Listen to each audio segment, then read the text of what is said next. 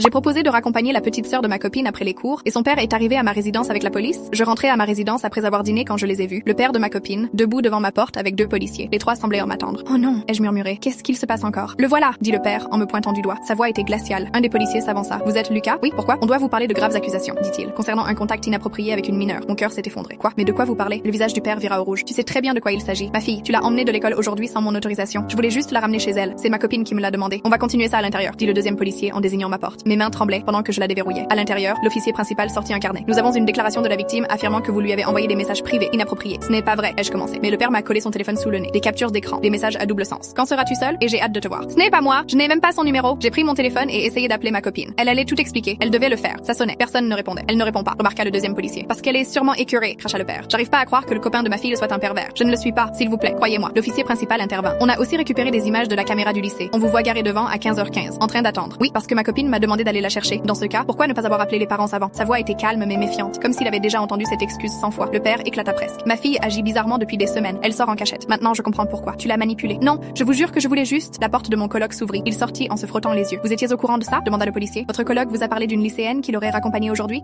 Non, répondit-il, choqué. Parfait. J'avais encore plus l'air coupable. Les policiers échangèrent un regard. Votre histoire ne tient pas debout. Aucun témoin, pas de preuve. Et votre copine ne répond pas. Le père s'approcha, son visage à quelques centimètres du mien. Où tu l'as emmenée? Qu'est-ce que t'as fait à ma fille? Rien. Je l'ai déposée chez vous. Tu mens, hurla-t-il. Chaque mot que je disais empirait la situation. Ils avaient déjà décidé qui j'étais. Et puis la porte s'est ouverte d'un coup. Ma copine est entrée, traînant sa petite sœur par le bras. Le visage de la gamine était rouge et gonflé par les larmes. Dis-leur, dit ma copine en serrant son bras. Dis-leur ce que tu m'as dit. La sœur tremblait, sanglotait. Je suis désolée. Je suis tellement désolée. Dis-le. J'ai menti, cria-t-elle. Il n'a rien fait. J'ai tout inventé. Un silence total tomba dans la pièce. Je vois quelqu'un en secret, pleura-t-elle. C'est compliqué. J'avais besoin d'une couverture, alors elle s'effondra à nouveau. Ma copine tendit son téléphone à son père. Regarde, j'ai écrit à Lucas ce matin pour lui demander de la raccompagner parce que j'avais une réunion. C'est juste là. L'officier fit défiler les messages. Son visage s'adoucit. Il se tourna vers moi. Vous êtes libre. Le père devint livide. Sa colère se transforma en honte. Mon Dieu, j'ai failli détruire ta vie. Je suis tellement désolée. Ce n'est rien, ai-je murmuré, même si ma voix tremblait. Puis il se tourna vers sa fille. Qu'est-ce que tu veux dire par c'est compliqué? Avant qu'elle ne réponde, la radio du deuxième policier grésilla. Il se figea. Je dois sortir un instant, dit-il rapidement en se dirigeant vers la porte. Le visage de la sœur devint blanc. Julien, attends, cria-t-elle avant de se couvrir la bouche. L'officier principal s'arrêta net. Lentement, il se retourna vers elle. Attends, dit-il d'une voix basse. Tu as dit Julien? Le silence revint, encore plus lourd. Cette fois, c'était lui qui avait peur.